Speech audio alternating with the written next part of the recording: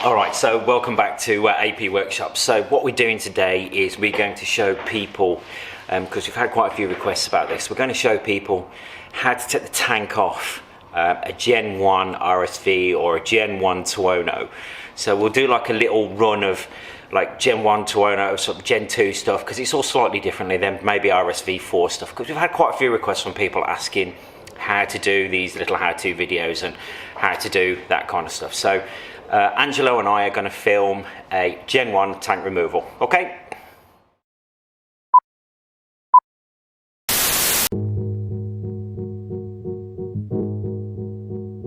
So what I'll do is we're going to give you a bit of a rundown on what's going on with the tank removal on this. So we will, at this particular point, I'm going to show you what the fixings are, where the fixings are to remove seat, the side panels here, if you like, and the tank. So at this particular point in time, we've got the seat fixings on this, which are here. So we need to remove the seat fixings there. We're going to remove the tank fixings, the two tank bolts at the front, and then we've got basically here on the side panels here. So early Gen 1s are very, very similar. They've just got like a sort of slightly longer side panel, but this part here, so these two fixings here. So we're going to film Angelo removing that.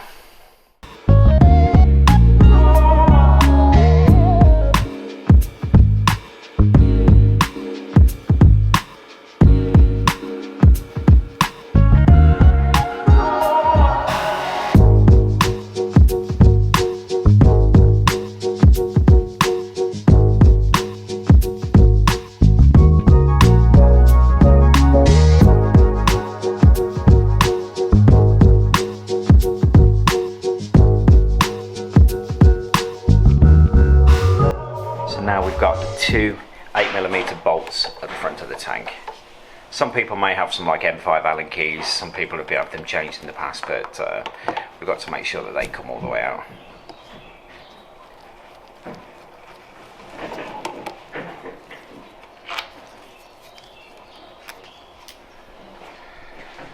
So we should be able to pivot the tank back up out of the way.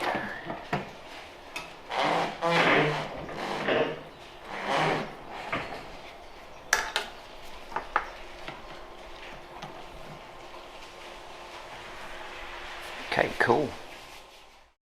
So next stage is the dry brake connector. This is what's called the dry brake connector on the basically on the low pressure side. So this is the return line. So on your throttle bodies here, let me just move this. You have the pressure regulator. The pressure regulator then basically controls the amount of pressure in the throttle bodies. This dry brake connector here is the fuel return line. This can be a little bit fragile, so when you're taking it apart, just be a little bit careful with it. Push the button down, give it a wiggle, job done. Okay, so next then we've got the 17mm banjo bolt on the high pressure fuel line here. So this is going to be unbolted. We're going to move this through. We're going to move this through between the throttle bodies. Then we're going to tie this up here with some wire to stop it from leaking. So as long as we go and get some wire and basically tie that up here, and the banjo bolt is higher than the fuel level when it's above, then we can see what's going on. So that will stop any of the fuel from leaking.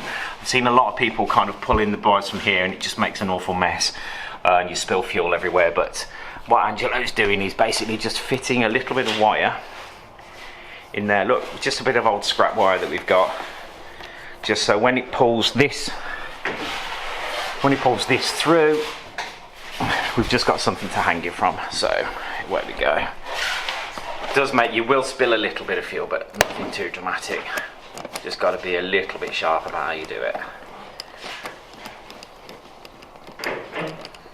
Okay. This one's not spilling because there's not a lot of fuel in it, so happy days.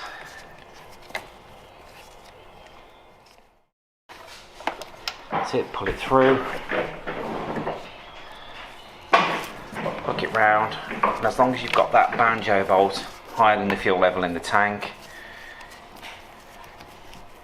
you won't have any problems with it. It'll stop spilling and you can focus. focus. Okay. Disconnect the fuel pump. Okay, sometimes this block connector can be a little bit tricky, because what happens sometimes in these kind of get a little bit burnt or a little bit sort of stuck. So if they do, they just need levering apart, and just make sure you check those again. So that's the fuel pump disconnected. Okay, then all we have on this Gen 1 is basically the 2 tank mounting bolts. This side there's 2, the other side exactly the same, but Angelo's already loosened them off, so just need to loosen those off. One thing you need to do when you're careful with those, they're 2 8mm bolts, but you need to be when you're careful with those, because obviously when that starts to come loose, or when you loosen that, the whole tank is then free floating. So this is the bit we've got to be careful of. So that's why Angelo's got his hands on the actual like clamp at the back, so he can see what's going on. But once that one's free, he'll have that tank, and that should be, in theory, enough to lift it away.